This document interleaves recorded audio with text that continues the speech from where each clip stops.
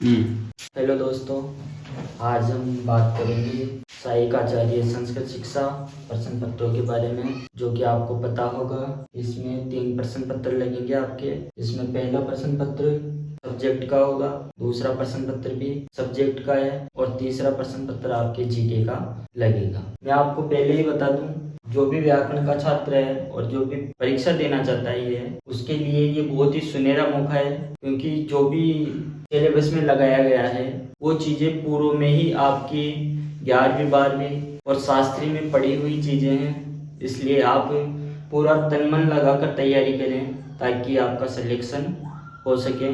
प्रश्न पत्र 1 में व्याकरण शास्त्र में सबसे पहले हमारे संज्ञा प्रकरण लगाया गया है, जो कि आपने पहले ही 11वीं क्लास में पढ़ लिया होगा। संज्ञा प्रकरण के अंदर इत संज्ञा, प्रत्याहार संज्ञा, ह्रस्व, दीर्घ, प्लुत, उदात्त, अनुदात्त, स्वरित, अनुस्वार, सवर्ण, ग्राहक, गुण, वर्दी, धातु, उपसर्ग, निपात, गति, विकल्प, तदंत, अवसान, संहिता, संयोग, लघु, गुरु, इत्तेसाम। ये सब जो संज्ञा प्रकरण के सूत्र हैं वो सब आपको सिद्धांत कौमुदी से ही मिलेंगे।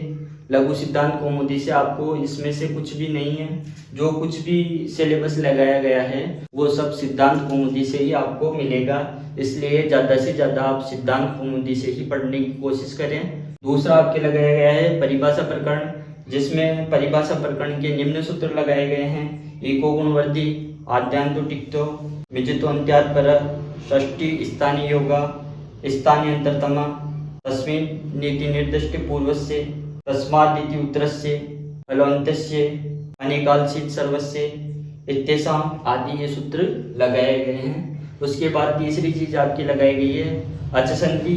अच संधि में जो मेन संधियां हैं अच संधि में, जैसे यण संधि, अयादि संधि, गुण संधि, वर्धी संधि, पररूप संधि, दीर्घ संधि, पूर्व रूप संधि, प्रकृति भाव आदि संधियां लगाई गई है। उसके बाद हल संधि, जिसको हम हिंदी में व्यंजन संधि बोलते हैं, उसके अंदर ष्टुत्व संधि, ष्टुत्व संधि, अनुनासिक, अनुस्वार, पूर्वस्वर्ण, परस्वर्ण, कुक, टुक, डमुट, धुट इत्यादि जो आगम होते हैं वो सब इसमें लगाए गए हैं। इसके बाद विसर्ग संधि आती है, तो विसर्ग संधि में इसमें हमारे लिए सत्व, ऋत्व, उत्व, यत्व, यलोप, रलोप, दीर्घ, चूलोप, विधायक जितने भी सूत्र हैं वो सब इसमें लगाए गए हैं। और ये चीजें आपने पहले ही पूर्व में सब चीजें अध्ययन कर ली है, जो भी व्याकरण का छात्र है उसने। इसके अलावा अजंत पुल्लिंग प्रकरण, अजंत नपुंसकलिंग प्रकरण, अजंत स्त्रीलिंग प्रकरण,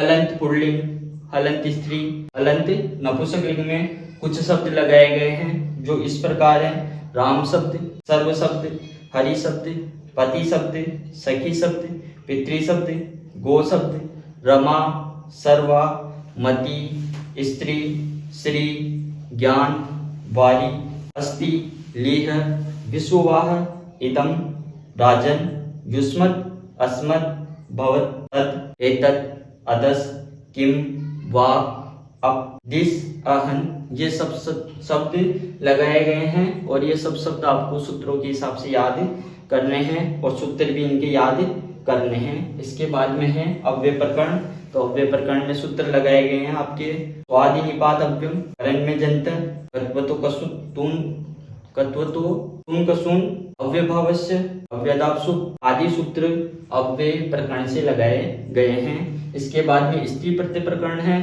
स्त्री प्रत्यय प्रकरण में आपके लगाए गए हैं टाप, डाप, चाप, निप, निस, नीम, उंग, ती आदि जो प्रत्यय हैं उनके सूत्र आपके लगाए गए हैं। उसके बाद हमारे आता है समास प्रकरण, तो समास प्रकरण में लगभग सिद्धांत कौमुदी से इन्होंने 50 सूत्र लगाए हैं जो आपको याद करने हैं। वो सूत्र आप सिलेबस में देख सकते हैं। मैं कुछ सूत्र यहाँ पे बता देता हूँ आपको इम्पोर्टेंट, जैसे समर्थ पदविधि, राग कंडारा समास, शुभा, शुभो धातु प्रातिपदिकयो, अव्यय भाव विभक्ति, अव्यम विभक्ति, समीप समृद्धि, वैधता, प्रथमा निर्दिष्ट समास, उपसर्जनम इत्यादि जितने भी सूत्र हैं लगभग 50 सूत्र इसमें लगाए गए हैं। हर एक सूत्र तो मैं आपको बता नहीं सकता इस पे, क्योंकि फिर वीडियो थोड़ा ज़्यादा बड़ा हो जाएगा। उसके अलावा कृत प्रत्यय लगाया गया है, जो पूर्व कर्दंत तक जितने भी सूत्र आते हैं लगभग 50 सूत्र इसमें से लगाए गए हैं, जिसमें महत्वपूर्ण सूत्र है धातु।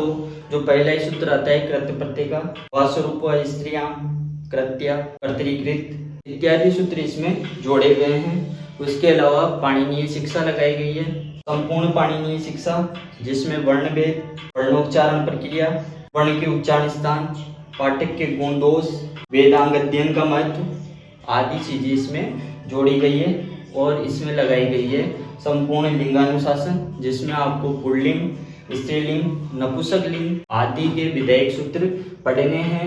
ये सब चीजें हमने पूर्व में ही अध्ययन कर ली है, इसलिए कोई भी ऐसे नहीं सोचे कि ये थोड़ा सिलेबस बड़ा है। सिलेबस कुछ भी बड़ा नहीं है, इसलिए आप पूरे तन मन से अभी से इसका अध्ययन करना शुरू कर दें। यह हमारा है प्रथम प्रश्न पत्र। धन्यवाद।